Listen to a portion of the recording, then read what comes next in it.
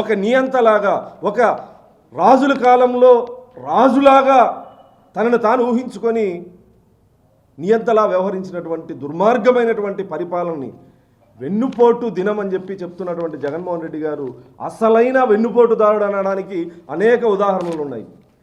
రాజశేఖర రెడ్డి గారి కుటుంబానికి ముఖ్యమంత్రిని చేసి అంత జీవితాన్ని ప్రసాదించినటువంటి కాంగ్రెస్ పార్టీకి వెన్నుపోటు పొడిచి బయటికి వచ్చినటువంటి వ్యక్తి.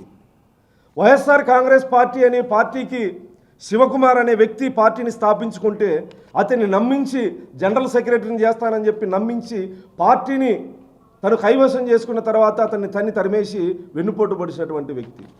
ఇతను జైల్లో ఉంటే, అవినీతి కేసుల్లో జైల్లో ఉంటే 16 నెలలు జైల్లో ఉన్నటువంటి జగన్మోహన్ రెడ్డి పార్టీని భుజస్కంధాల మీద వేసుకొని మహిళయుండి పాదయాత్ర ద్వారా తన వైఎస్ఆర్ కాంగ్రెస్ పార్టీని ఉనికిని కాపాడినటువంటి షర్మిల గారికి వెన్నుపోటు పొడిచినటువంటి దుర్మార్గుడు. కన్న తల్లిని ఆస్తుల విషయంలో వెన్నుపోటు పొడిచినటువంటి దుర్మార్గుడు.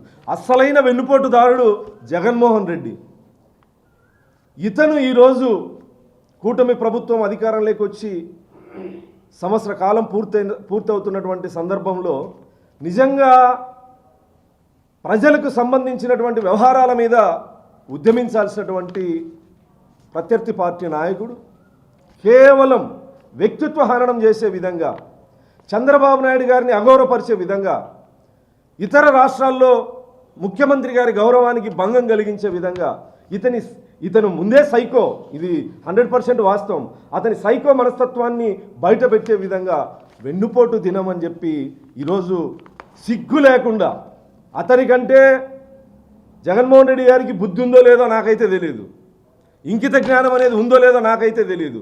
కనీసం వైఎస్ఆర్ కాంగ్రెస్ పార్టీలో ఉన్నటువంటి నాయకులైనా నిన్నటి రోజునే ఉదాహరణకు తీసుకుంటే ఒక్కొక్కడి మీద 9 కేసులు, 10 కేసులు, 12 కేసులు ఉండి అక్రమ మద్యం కేసులు, గంజాయి కేసులు, భూ కబ్జా కేసులు, హత్యా ప్రయత్నం కేసులు, ఇన్ని కేసులు ఉన్నటువంటి వాళ్ళని పరామర్శించేకి ఒక మాజీ ముఖ్యమంత్రి పోతామంటే పోలీస్ కానిస్టేబుల్ విధి నిర్వహణలో ఉన్నటువంటి కానిస్టేబుల్ మీద హత్యా ప్రయత్నం చేస్తే బహిరంగంగా కౌన్సిలింగ్ ఇస్తే వాళ్ళకు అండగా వెళ్తూ దళితులు మైనార్టీలకి అండగా ఇక్కడ తప్పు చేసినటువంటి నరరూప రాక్షసులకి కులం మతంతో ఏం పని ఉంది? నీ పరిపాలనలో దళితుల మీద అంత దమనకాండ జరిగితే ఏ రోజు నువ్వు పరామర్శించలేదే?